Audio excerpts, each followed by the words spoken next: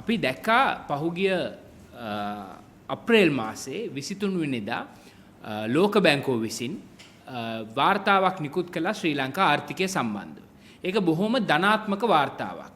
ඒ වාර්තාවේ තිබුණා ලංකාවේ ආර්ථික වර්ධන වේගය 2024 අවුරුද්දට ලෝක බැංකුව බලාපොරොත්තු වුණේ 4.4%. නමුත් ආර්ථික වර්ධන වේගය 5% දක්වා වැඩි වෙලා තියෙනවා. ඒක ඊටාම හොඳ ලක්ෂණයක්. එතකොට මේ මාලිමා ආණ්ඩුවේ ආර්ථික ඔස්තාරලා සියලු දෙනා එකතු වෙලා මේ වාර්තාව කරේ තියාගෙන ගියා. එයා කිව්වා ඔන්න බලන්න අපි ආණ්ඩුව ගත්තයින් පස්සේ ආර්ථිකයේ විශාල විදිහට වර්ධනය වෙලා කියලා. ඉතින් අපිත් බැලුවා රයිට් බොහොම හොඳයි. හැබැයි 2024 අවුරුද්දේ කවුද පාලනය කළේ? 2024 අවුරුද්දේ සැප්තැම්බර් මාසේ තමයි අතිගරු ජනාධිපතිතුමා පත් වෙන්නේ අනුර කුමාර දිසානායක මැතිතුමා. ඊළඟට පාර්ලිමේන්තුව පත් වෙන්නේ ඊට මාස දෙකකට පස්සේ. එතකොට ඒ අවුරුද්දේ මාස 9කට අධික කාලයක් ඒ අවුරුද්දෙන් 75%ක් පාලනය කළා තිබී ඊට පෙර තිබුණු රනිල් වික්‍රමසිංහ මහත්මයාගේ ආණ්ඩුව. හැබැයි මෙයා ඒ ගෞරවය අරගෙන කරේ තියාගෙන ගියා ප්‍රශ්නයක් නැහැ. මොකද සමගි ජන බලවේගය හැටියට අපි බොහොම සාධාරණ විපක්ෂයක්. අපි බලාපොරොත්තු වෙනවා ආණ්ඩුව රට හදනවා නම් ආණ්ඩුව ආර්ථිකය හදනවා නම් අපි ඒකට කකුල් මාට්ටු දාන්න අකුල් හෙලන්න යන පක්ෂයක් නෙමෙයි. ඒක අපේ නායක සජිත් ප්‍රේමදාස මහත්මයාත් බොහොම පැහැදිලිව අවධාරණයෙන් කියන. හැබැයි ජනතාවට යම්කිසි අහිතක් අහේනියක් බාධාවක් වෙනවා නම් ආණ්ඩුවේ ක්‍රියාකලාපය තුළ එහෙම නැත්නම් රටේ ආර්ථිකයට යම්කිසි අනතුරක් ඇති වෙනවා නම් වගකිව යුතු විපක්ෂයක් හැටියට අපේ වගකීමක් තියෙනවා ඒ පිළිබඳව ඔබව දැනුවත් කරන්න. අප්‍රේල් මාසේ 23 වෙනිදා වාර්තාව හරි ෂෝක් ලංකාවේ ආර්ථිකය ඊටාම හොඳ ආකාරයෙන් නැගී සිටින්න ලක්ෂණ ප්‍රකට කරනවා ආර්ථික වර්ධනය වැඩි වෙලා හිතුවටත් වඩා කියලා කියනකොට අපි සතුටු වුණා. හැබැයි අපිට කනගාටු වෙන්න සිද්ධ වෙලා තියෙන වාර්තාවක් ලැබිලා තියෙනවා 2025 මේ අවුරුද්දේම ඔක්තෝබර් මාසේ 7 වෙනිදා. ඒ කියන්නේ පහුගිය සතියේ. පහුගිය සතියේ ලෝක බැංකුව නිකුත් කරපු වාර්තාව ශ්‍රී ලංකා ආර්ථිකය පිළිබඳව වූ විශේෂිත වාර්තාව. ඒක මගේ දුරකථනයේ තියෙනවා මට පෙන්වන්න පුළුවන්. වාර්තාවේ එයා කියනවා ටිකක් අපිට හිත කීරි ගැහෙන කතාවක්.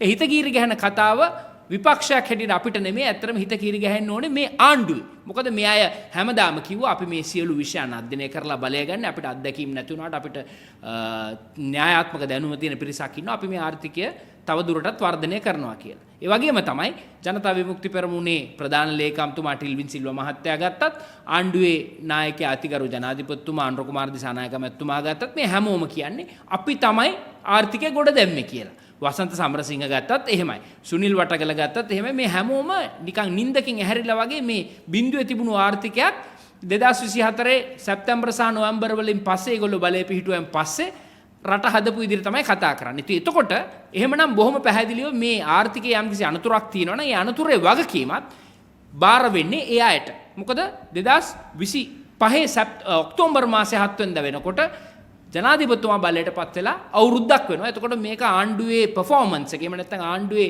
ආර්ථික ක්‍රියාදාමය දිහා බලන්න ආණ්ඩුවේ දස්කම් විස්කම් ගැන බලන්න හොඳ නිර්ණායකයක් වෙනවා මේ වාර්තාව. මේ වාර්තාවේ කියනවා අපි ලංකාවේ ආර්ථිකය වර්ධනය වෙච්ච බව 2024 අපි දැක්කා. නමුත් මේ වෙනකොට ලංකාව ඒ ස්ථාවරයේ ඉඳලා කිසිම දියුණුවක් ලබලා නැහැ. ආර්ථිකයේ නැවත කම්පනයන් ඇතිවීමේ බරපතල අනතුරක් තියෙනවා. එතකොට මේ බරපතල අනතුර ඇතුලේ එය පූර්වකථනය කරනවා මහ ලෝක බැංකුව විසින් ලංකාවේ ආර්ථික වර්ධන වේගය 2025 වසර සඳහා 3.5ක් පමණක් වේවි කියලා. 100%ට තිබ්බක 3.5ක් පමණක් විතර වේවි. ඒ වගේම 2026 සඳහා අය පුරෝකථනය කරලා තියෙන්නේ 3.1ක් පමණ වේවි කියලා. ඉතින් එතකොට මේක ආර්ථිකයට විතරක් නෙමෙයි රටක් හැටියට ශ්‍රී ලාංකිකයන් හැටියට අපි බරපතල ලෙස සැලකිල්ලට ගත යුතු තත්ත්වයක්.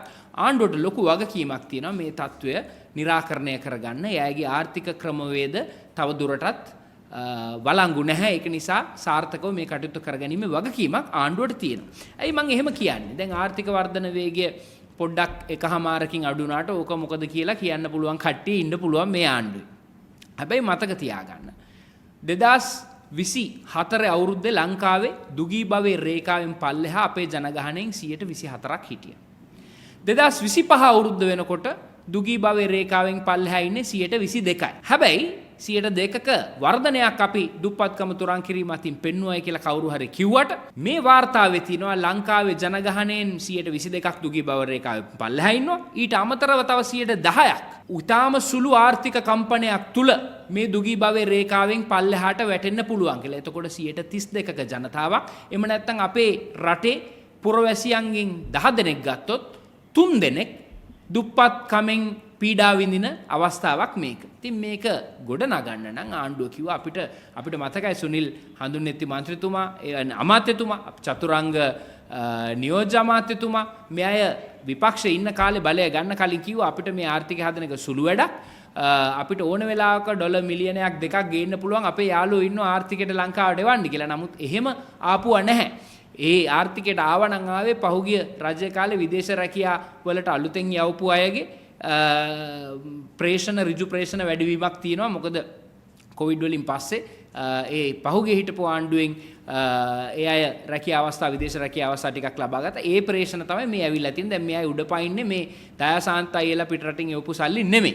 ඉතින් ඒක නිසා ආණ්ඩුවට වගකීමක් තියෙනවා ආර්ථිකය ප්‍රසාරණය කරන්න. මොකද අපිට 2027 අග්ගිස්ස වෙනකොට IMF එකත් එක්ක ඇති කරගෙන තියෙන එකගතා අනුව නැවත ණය ගෙවන්නටත් සිද්ධ වෙනවා. පොඩි ගාණක් නෙමෙයි ඩොලර් බිලියන 5ක ඇමරිකානු ඩොලර් බිලියන 5ක මුදලක් අවුරුද්දකට ගෙවන්න වෙනවා.